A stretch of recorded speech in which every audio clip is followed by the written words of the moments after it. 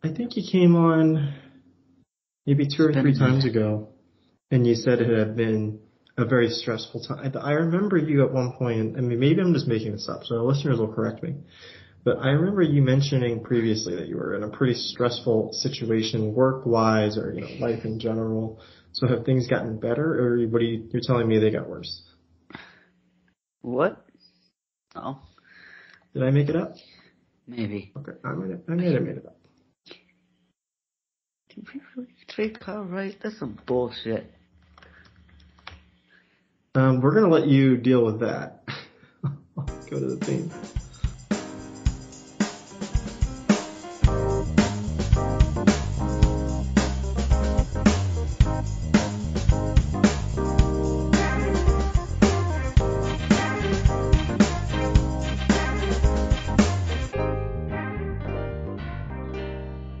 This is the Experience Podcast with being someone else and Kyle Wright. Oh, we're live? We're live. Anuj is here. He's back. We already mentioned he's a little stressed out right now, but this in particular, this is breaking news that our listeners are hearing several days later because of when the show comes out. Well, no. For your Braves late news you already heard. The Braves are trading Kyle Wright, and Anuj is not happy. So before this move, we made a trade to trade Mike Soroka for Aaron Bummer, which makes sense. I mean, Mike Soroka is going to take a minute to get on the mend, so that's understandable. The package for that one is we acquired the Braves acquired Aaron Bummer for Mike Soroka, Jared Schuster, okay, fine, Braden Shoemake, Riley Goins, and Nicky Lopez. So that's a big one. So I kind of liked Jared Schuster. He was alright. I never felt he quite got it together. Something about not attacking the zone. Like, Dylan Dodd attacked the zone. But Jared Schuster felt like always tried to make the perfect pitch. He only played for 1 year, and he was up and down. I don't know. That's the other thing, too. I mean, up and down majors and minors. Yeah, I mean, we did that to Kyle Wright for a bit, too. I mean, we ragdolled him, like, in 18 and 19, and I guess a little bit in 20. And then in 21, we let him stay in AAA. Then we brought him up to the postseason roster. And then in 22, we let him sink or swim. And then in 23, he was hurt. 23 and was in hurt. 24, and still hurt. And I guess the Royals are banking on the fact that he's going to become 2022 Kyle Wright when he recovers from his shoulder surgery, and we're just trying to get peak value for him at this point. I mean, you're not getting peak value for him. You're not. You're selling. But Braves are selling low on Kyle Wright. The problem with Kyle Wright, he's got a great curveball. I think it's always, or at least 2022, it was rated as like one of the best curveballs, up there with Nola's curveball. He's got a great power curve, and he's got a pretty solid sinker. And then it's an okay sinker. But the problem is what I was getting at is none of his other pitches. He has a slider which he needs to stop throwing, which he kind of got. It looks like a cutter. He's mostly got. He doesn't have a cutter. It looks like a cutter. Have you seen the slider? How straight it is, and how it only breaks a little bit at the end? Yeah, it's not a good slider. What he did in 2022, he kind of merged his old curve and his old slider into his new curveball. So he's mostly gotten rid of the slider. But either way, he's got to cut it out completely. The sinker is okay. It's fine. The four-seamer is bad. And he throws a changeup to lefties, and it doesn't really work. So he doesn't really have the point is he doesn't have anything to support his curveball. So when he doesn't have his curveball, which he usually does, and he usually has his curveball, so it's usually not an issue, and that's what happened in 2022. But if he doesn't have his curveball, then he has nothing. Then he's basically checking sinkers. Basically, what you're telling me is he's a worse Charlie Morton. Think about it. They're almost the same pitcher. Well, Charlie Morton. The way you're describing it. Yeah, but Charlie's four-seamer is much better. True. But and his curveball is much tighter. Yes, but Kyle Wright's curveball is, again, it's very good. But yeah, I get what you're saying. And yes, there are similarities. But Charlie Morton, And Like, Charlie Morton, he's rapport-wise, had like, some up and downs in his career. So. repertoire-wise, Charlie Morton and Kyle Ryder, essentially the same pitcher, except I guess Well, Charlie Morton has better secondary stuff. like like his four seamer just doesn't get whiffs. So what are you throwing it for? Because the sinker he does a decent job of jamming right-handers inside, which is kind of what the sinker should be doing.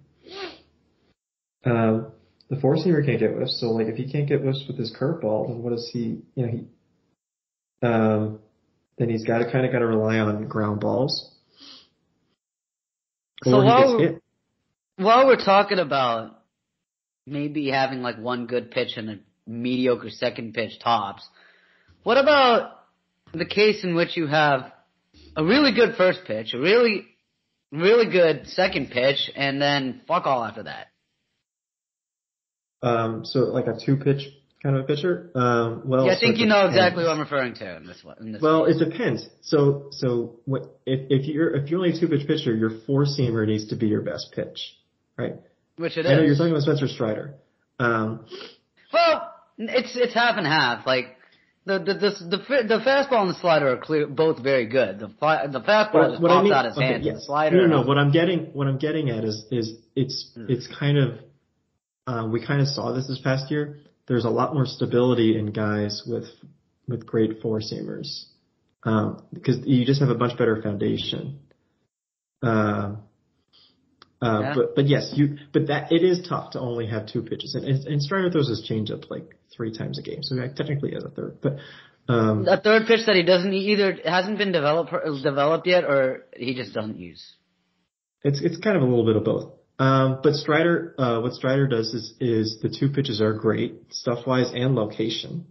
So he locates them well. He keeps his four-seamer up and a slider down. That's kind of all you got to do. And he keeps, and he gets, and his and they're both elite pitches. But you did see sort of the cracks in it. I mean, his ERA was like, it wasn't high, but it was like, for someone, perhaps with his reputation, it was higher. It was, if you asked Braves fans, I'm sure you're looking at it right now, but if you asked Braves fans to guess his ERA, they would probably guess a run lower. Yeah, and it was. Are you looking it up right now? Can you guess? Would you be able to guess? It was like 360 or something. I think. I thought it was like 380. Something like that. It was 386. 386, yeah. 386. But he won 20 games, so. He won 20 games, and he struck out 281 batters in 186 innings. He gets strikeouts, but I'm just saying his ERA is a little higher because he's a little more predictable in that aspect. Yeah. I mean, you said it yourself, right? Fastball up, slider down. I mean, I think he's starting to get better. I think he's been, like, as the season progressed, he started throwing that fastball lower, which is good. No. That's the blueprint. That's the blueprint to success. It's four seamers up and secondaries down. And he does a great, and basically that pitch separation it literally wins Blake Snell Cy Young Awards. Yeah, but doesn't Blake Snell also throw his fastball like low every now and then? Because like you gotta have them like not sitting on the slider. So a reporter, or I guess an analyst, I don't think it's a reporter, asked Spencer Strider. They went up to him because this is like a known thing. He's not hiding it.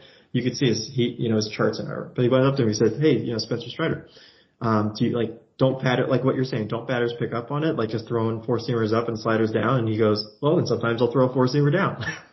Yeah. So he knows. He acknowledges that he does it every once in a while. But like that's pretty much the key to it's easy, right? Baseball's easy, right? You throw your heaters up and you throw your Isn't that what they say? Hitting's all about timing. Pitching is about disrupting timing. Yeah. So, like even though guys knew, look at Jacob DeGrom. He throws like the same. He basically throws fastballs. He throws fastball, slider, and he puts them in the same location. Basically. Yeah. He locates everything. If you want to think of it as against left-handed batters, it's down and in. He just throws the four-seamer down, and then he throws the slider right off of it. And guys know it's coming, but they can't hit it because his stuff is too good. And it's basically the same thing with Strider. Except with the wider differential in speed. Yeah, sure. But you get what I'm saying. Like it's just four-seam slider, and guys know it's coming. But if it's good enough, then it doesn't really matter. I'm trying to pull up Kyle. I liked Kyle Wright. Like, I really like Kyle Wright. He reminded me of like Charlie Morton, and I was like, listen, he is an ace. Like, if he can stay healthy and get his shit together, he will be an ace in this league. Excuse me. Right here. Well, I mean, Spencer Strider is definitely going to be an ace. I actually watched him pitch one game in Washington.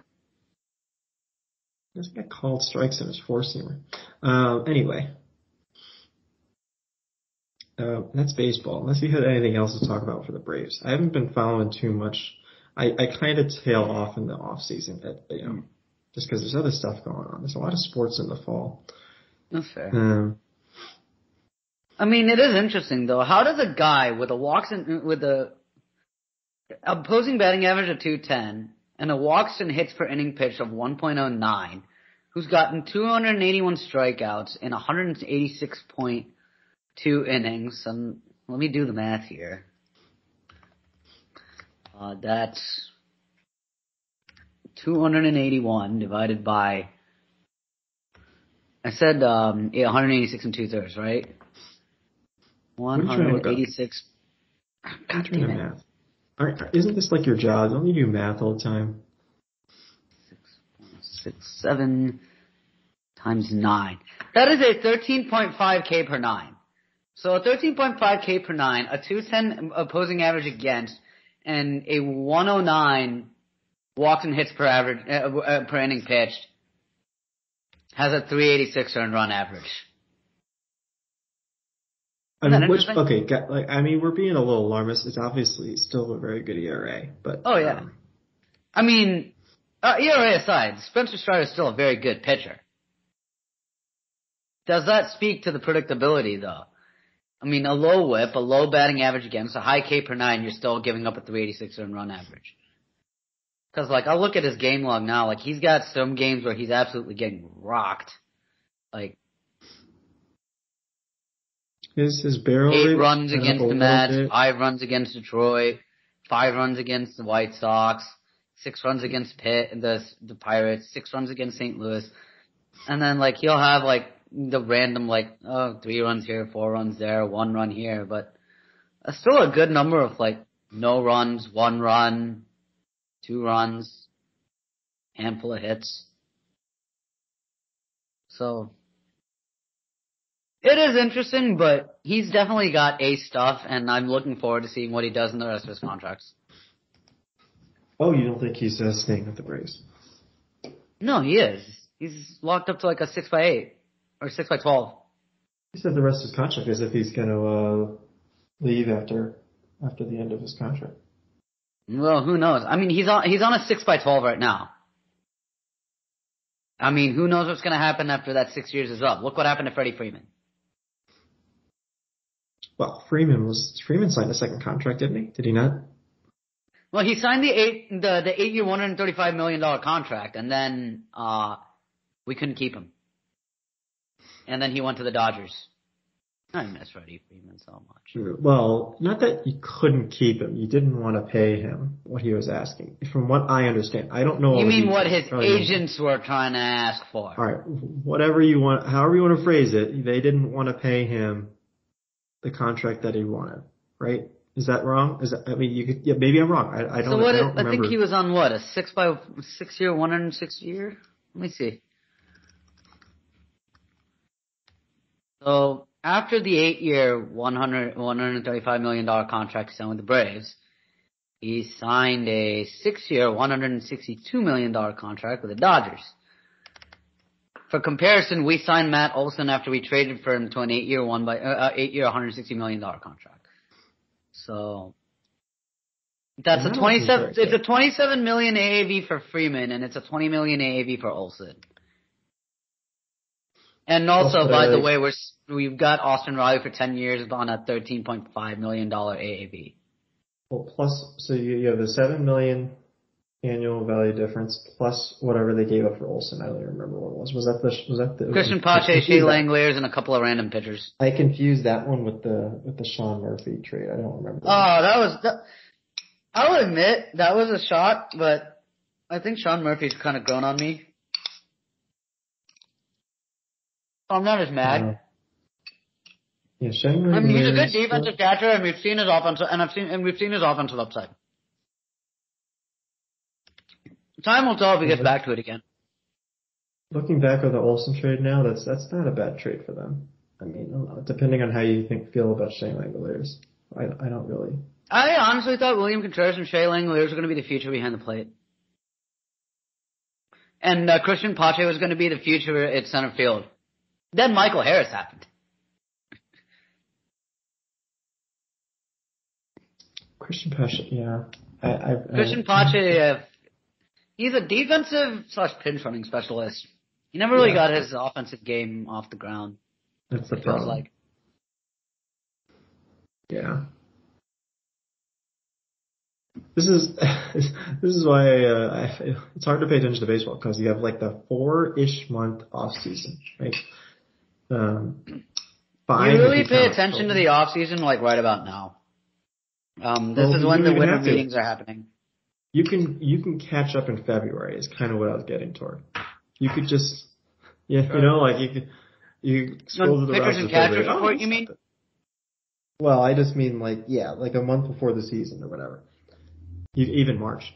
Well, pitchers and catchers report like late February. But yeah, like late. Yeah, you could catch up in the middle of March, a week before the season starts. Just go, oh, this is what happened. You know. Does anybody remember the lockout?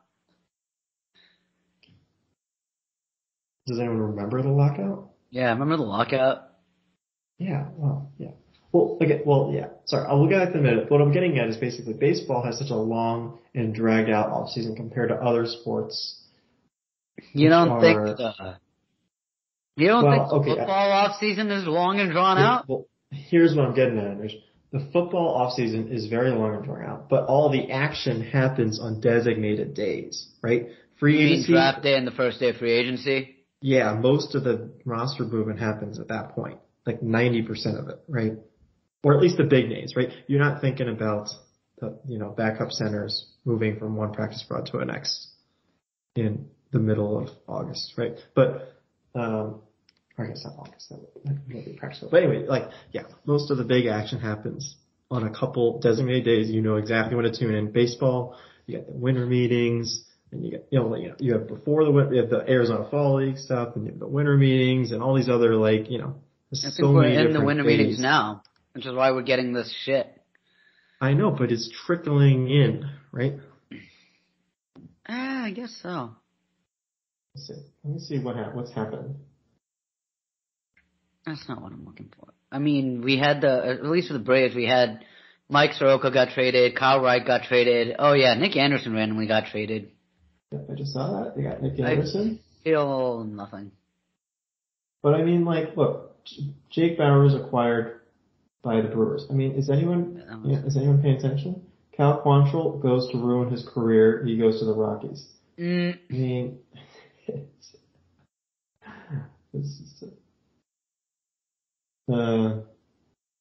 I will say the Aaron Bummer trade feels like insurance policy for in case Tyler Matzek or Dylan Lee just flames out, because AJ Minter's still around and he's really good. And then who else have we still got? We don't have much in the way of lefty relievers outside of Bummer, Lee, Matzek, and Minter. So that one at least makes sense. It's a bit of a bummer. Nice wordplay there. It's not even clever, It's just repeating his name. Here's something interesting though. Braden Shoemaker's gone. Nicky Lopez is gone. Orlando Arcia still has another year left on his contract. What happens to Vaughn Grissom?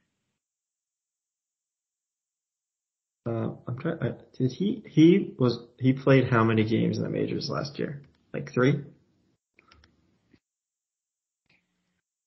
I don't. 75. Oh wait, no, that's 75 at bats. 23 games. Okay. 23. He played 23 games. And that Um, wasn't like, it wasn't, and it also, let me point this out, it wasn't like, oh, they didn't have any spots. Like, there were injuries, right? For what I remember. Maybe I'm making four this up. games at But shortstop, for 4 games at second base, 19 games at shortstop. yeah, they had opportunities, and they Oh, and decided not to. he committed 6 errors, at shortstop. I, I'm But just not sure how good he is. he slashed 280, 313, 347. I mean, he's still 22. I guess he'll Yeah. be 23 this year. So he's not that old. I don't know. The offensive upside is there. The offensive upside is there. I'm And there's just not been sure how good talks his of hit Vaughn tool Grissom is. the left. I'm just not sure how good his hit tool is. But maybe. Nah, the man can hit. Like, the man will give you like a solid, like, just based on, it feels like the man will give you a solid like 280, 290-ish range, but he'll back it up with like subpar defense. That's true. He can't field. That was. The I just unfortunate I thing don't too is that Ron Washington is gone. I don't know how much more upside I guess in his profile I see, but maybe there's something there. I don't know. It's kind of this. I like him as a hitter. There's a lot of talk of Vaughn Grissom in the left field, so that'll be interesting. I mean, as long as he can catch ball, run fast, and throw big, throw fast, I guess, throw hard.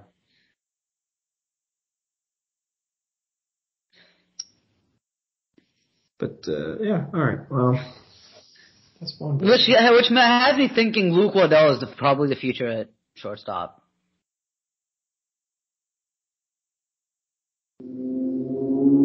I'm trying to think of what else they have. I'm sure they'll just. Well, we need a backup infielder. Maybe it's Luke. Maybe it's Waddell, but maybe they get somebody off the street. I think they get Like, the way the roster is constructed right now, we still are gonna have one of the better offenses in baseball. That is not. I'm not gonna say that's not up for debate, because it probably is. But like, I mean, who's back? Ronald Acuna's back. Michael Harris is back. Matt Olson's back. Austin Riley's back. It's like Ozzie Albies is back. Orlando Arcia's back. Marcell Ozuna is still gonna be a DH. Travis Darno and Sean Murphy are still on split time at Yeah. catcher. Is that 8? DH. Who's DHing? Ozuna. So we still need to have a left field hole to fill. We still have a left field hole to fill. We have a backup infielder hole to fill that can play multiple positions on the infield and spell any of these guys. Pitching is going to be our X factor again. We still have Max Fried. We still have Charlie Morton. They're going to anchor the rotation.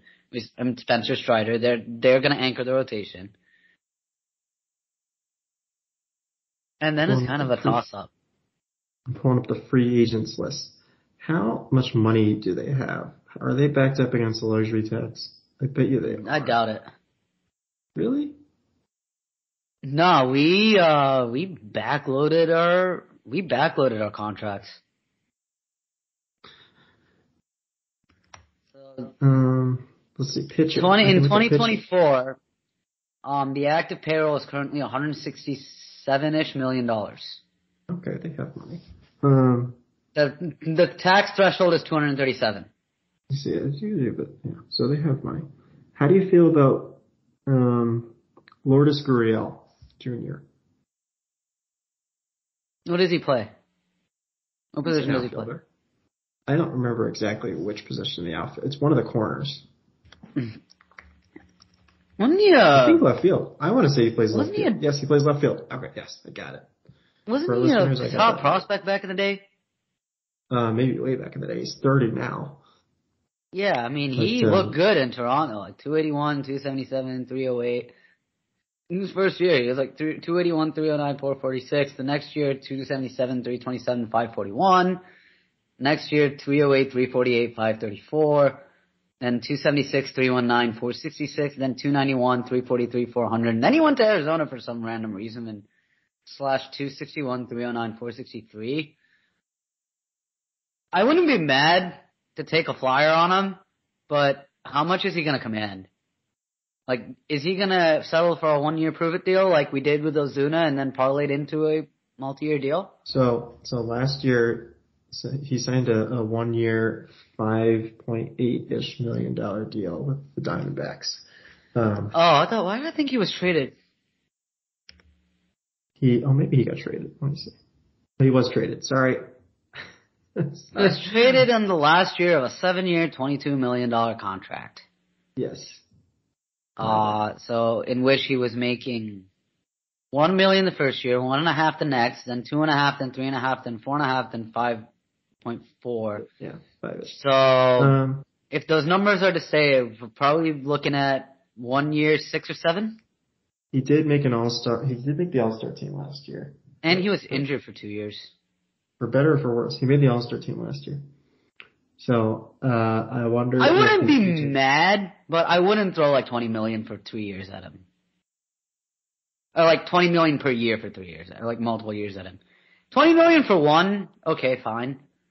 I'd maybe throw if he wants a long-term deal, I'm probably prepared to throw 10 to 15 for 4.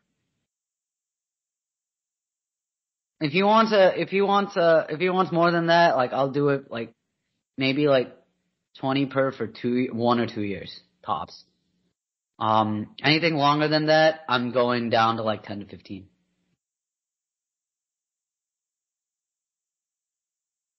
Okay, I'm trying to figure out. And he has 4 years of so it's 4 years of service, and he's 30 years old, or he'll be 30 years old, I think. Yeah, he's 30. He is, or he will be. When the season starts, he'll be 30. Does it matter? He's close to 30. He's when is his birthday? October. He just turned 30. Okay. Okay, yeah. So he'll be 31 at the end of the season. It is what it is. Anyway, what?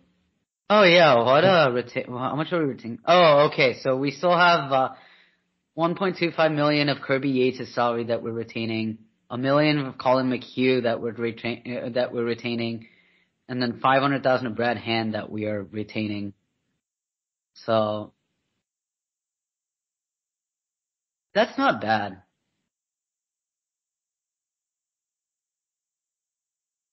And we still haven't gone through, like, Max Fried, I think, is arbitration eligible again. AJ Minter is arbitration eligible again. Oh, Kyle Wright was arbitration eligible, so that's interesting that we traded him in an arbitration year. That's interesting. Yeah, they didn't want to pay him. For 1 year. Yeah, Kyle Wright. Max Fried versus Kyle Wright. Yeah, I think I'd rather have Max Fried. Oh, Max Fried's much better. Okay, we've seen his upside. Let me go over the pitchers then that are free agents. I'm going to exclude Shohei Ohtani because I don't think he wants to. He's interested in playing for the Braves. He would entertain the possibility. Okay. The question is, will Alex Anthopoulos throw all of the money at him? Which is probably not. By the way, he's not going to be pitching this year. That too. But I mean, just like you were talking long-term pitching too. We need pitching. So I'm assuming. From what I've heard, Blake Snell is looking elsewhere. So we're gonna. You're gonna command a lot of money. We're gonna skip him. How about Aaron Nola? Oh, I've heard also he's looking elsewhere, or some other team is looking. Aaron Nola. How do you feel about Aaron Nola? If I'm the Braves, I'm not looking for a frontline starter. I have 3 of them right now, and nothing else. Very little behind. I have 3 frontline starters and very little else behind that. I got Charlie Morton's not a frontline starter. Is that who you're referring to? Max Fried, Spencer Strider, and Charlie Morton. Yes, they are frontline starters. Charlie Morton's not a frontline starter. Anuj, come on. That's a bit generous. I think he still got it. Maybe for another year.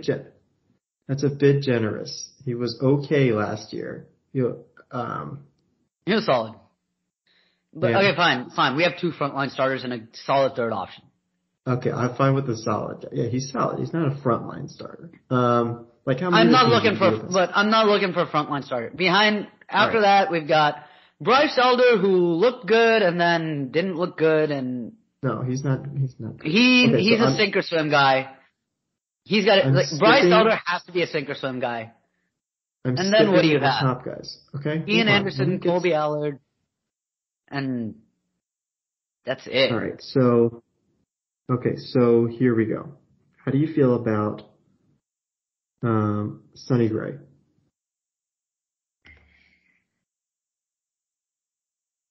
Sonny Gray, he was.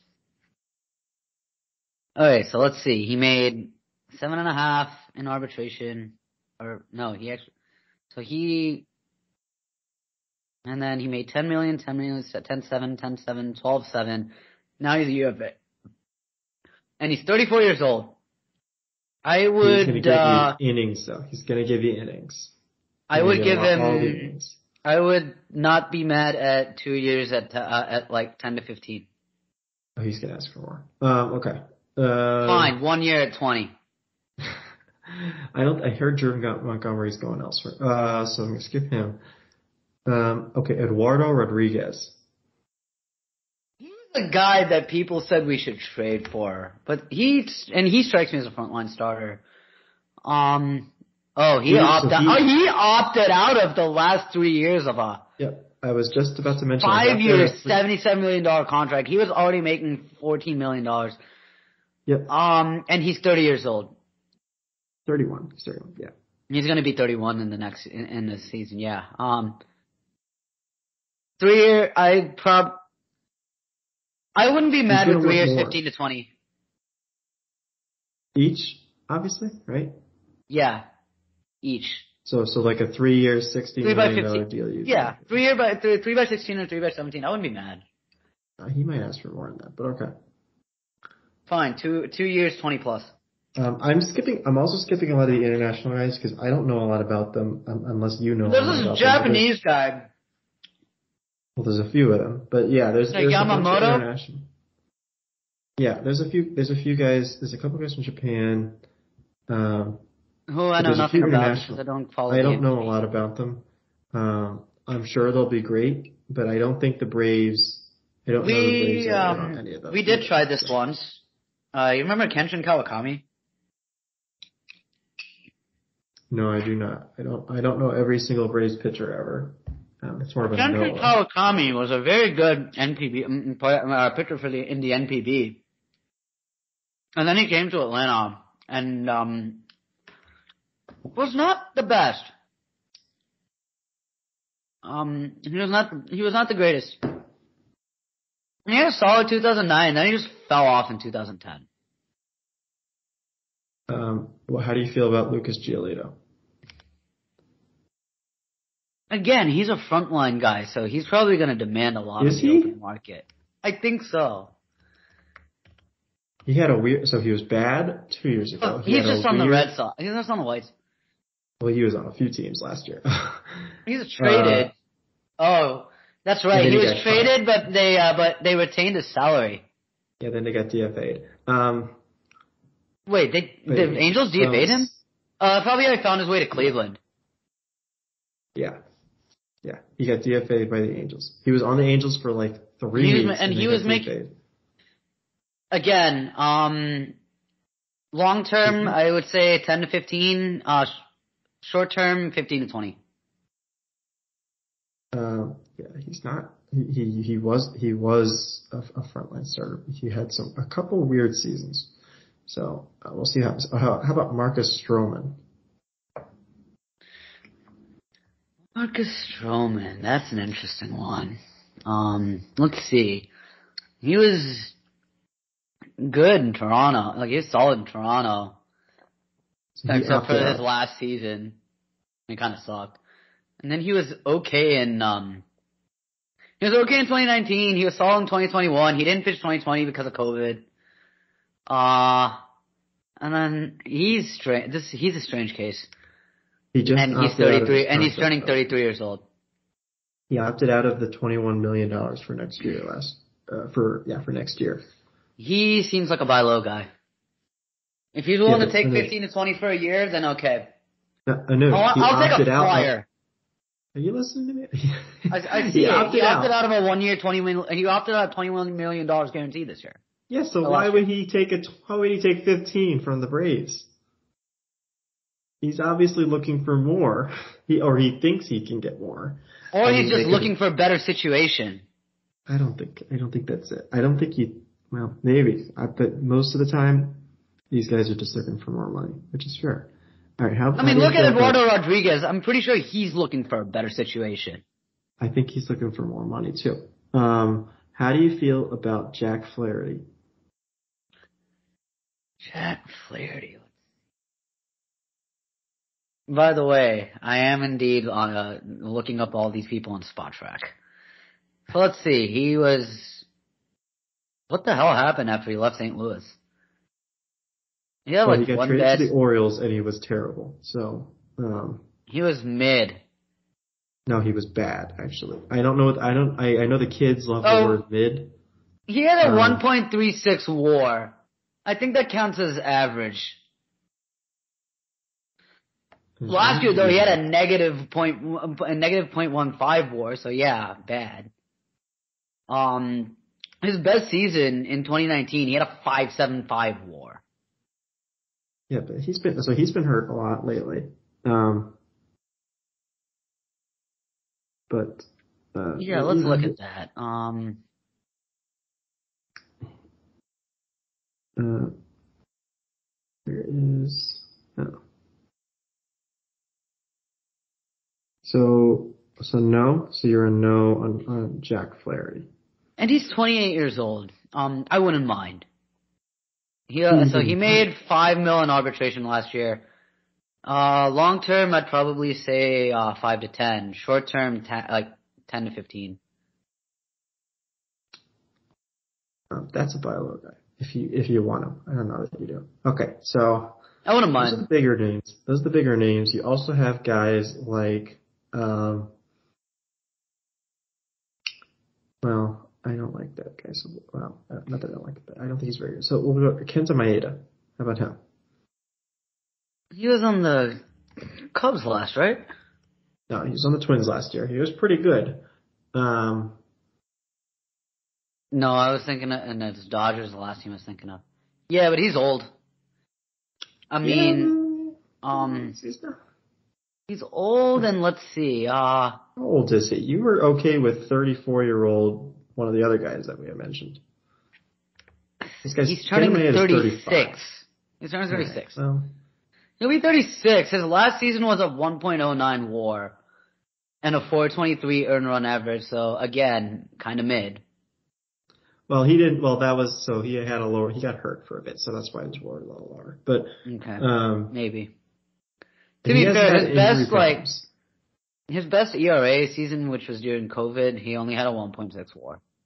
Because it was only like 12 starts. Yeah, right. Yeah, actually 11 to be precise. 11 starts. Okay, I have to give you a number slightly off, so it doesn't sound like I'm looking this up because I really am not. No, I think he's pretty good. I think 2021 and 22, you're right. He was injured. Yeah, and even last year he was hurt for a few. He got hurt for like a month. And once, so he's another guy who's like 1 year, 5 to 10 million. So he doesn't have a good four seamer. He's all slider splitter. Splitters are very like Kevin Gausman. Yes. Well, Gausman has a better four seamer. Gausman actually has a good four seamer. Imagine Kevin Gausman but without a good four seamer and not as good of a slider. So he basically just sneaks his four seamer in for called strikes and hopes that his slider and splitter are working. And hopes that his slider and splitter are working. So if they're not, then he's kind of screwed. So it's a little more variable. But when he's doing well, he's like you said during the COVID season, that's when everything's clicking. But he only had a 1.6 WAR, which is interesting. So in his first year as a Dodger, he went 16-11 with 3.48 ERA and had a 2.83 WAR. Okay, next guy, James Paxton. I know you don't like old guys. He's also very old. He's got 37. See. Now, to be fair to James Paxton, he doesn't have a lot of miles on his arm, and that's because he's always hurt. Well, okay. Let's see. 4 starts in 2013, 13 in 2014, 13 in 2015, 20 in 2016, 24 in 2017, 28 in 2018, 29 in 2019, and then 5-1 in 19. Yeah, you're right. But when he's definitely a buy low. But when he pitches, he's great. Okay, let me tell you. Last year, okay, look, the numbers don't look as pretty because he kind of slowed down in the last few starts. But up until his last few starts, he was one of the best pitchers in baseball. Okay. Look, some of these guys, I'm looking at money and stats right now. Once you open up the film, then you might be able to. Well, once I actually open up the film, I might be able to you might be able to sway me on some of these guys. But right now, I'm just looking based on statistics and money. He declined 13. The club declined $13 million. His $13 million option. On Paxton? Yeah. Well, the Red Sox declined a $13 million option. It was a mutual option. Shedding salary. Red Sox are shedding salary. Yeah. I don't know if I wouldn't give him $13 million for a year. Maybe like 6 or 7. That's fine. Yeah, because again, he's gonna make like 20 starts, but they'll be great. All right, last guy. I didn't mention. So the guy I didn't mention, and I said I didn't like him. I definitely don't like him. He's fine. But Michael Lorenzen, he's not very good. I don't think they should go after that. The last guy, because there's no upside, is Luis Severino. What the hell happened to Luis Severino? He looked like a frontline starter, and then well, he was for like two years. So this is weird. That happened. There was some whispers, okay, of tipping pitches. I don't know, but well, how much of that is the Yankees pitching coach is a hack? And that's another thing that we might want to consider, right? Is the Yankees. What impact is Rick Kranitz going to have on these guys? I would consider Yankees pitching system to be bad, but they're not one of the teams. They're not one of the teams that has like stay away from. Like the teams that I would think of for that would be like Kansas City, terrible pitching coaching. I'm blanking on other teams. Pittsburgh, don't trust what they do. Why? Because Ray Searage? So Ray Searage. They don't really get anything out of it. He's not coaching there anymore. Well, now they don't do the right things with their guys. They don't develop. I'm blanking on other teams that are bad at development, but there's the Yankees would not be one of those. I mean, Colorado is just like tough. Mm-hmm. But I don't know if that's coaching. I don't know if it's coaching. That's just like the environment. Literally the environment. I'm trying to think of another one. But yeah, anyway, Yankees I would not put on that list. But I do wonder, if we did buy. Well, okay, so let's see. He made 4, then 10, then 10, then 11, then 15. Oh, right, he was injured. If he's a reclamation project, I'm probably signing him for a year and 10 to 15 million. And let's see what Rick Kranitz does. To be fair, we threw $23 million for 1 year at Josh Donaldson coming off a bad injury, and he parlayed. And he had a really good season, turned it into a long-term contract. Yeah, he was fine. He was solid. Yeah, so he was 1 year, $23 million, turned into 4 year, $92 million, and then he was, I guess, traded to the Yankees. Now he's with the Brewers. Oh, and he's a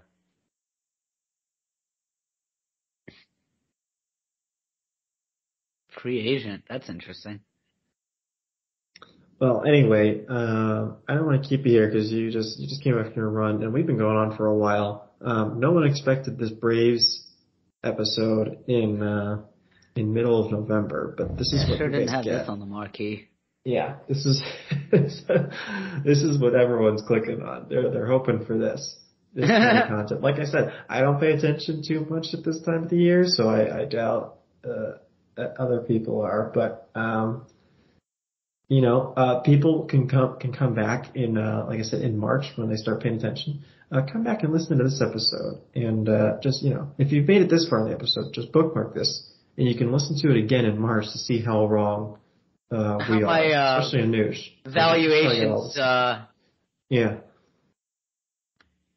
because he already put these contracts he would pay, not necessarily what he thinks they're going to get. Right? You're not saying that's what they're going to get. That's what you're saying. If I was Alex Anthopoulos, that's probably I'd feel comfortable with. Yeah, that's what I'm saying. If you were in the front office of the Braves, that's what you would put on the whiteboard. That's what you want to do. So it's also like what I wouldn't be mad at if we actually handed those contracts out. Yeah, and again, the Braves have some room. I don't know. I don't.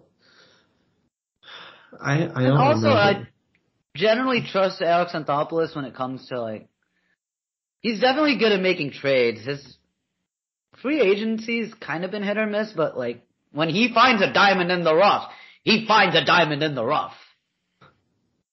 And the Braves aren't huge spenders too, so I don't know that they'll push up against the luxury tax. No. Nah, but I think he's gonna spend. We'll see if he goes up to Spot Track says he might go. Is currently saying they would be up to $230 million or something, $230 million or something. I think he said we're looking to get above 230, 240 million. I think at some point. I guess they had a quote unquote disappointing end to the season, so perhaps that's. Oh yeah, 100%. All that just flame out to the Phillies. We still gotta figure out I think it's get our pitching straight and then figure out how to deal with such a long layoff. Once we get that, we're goal. And we are going on another deep run. But we need to figure those things out.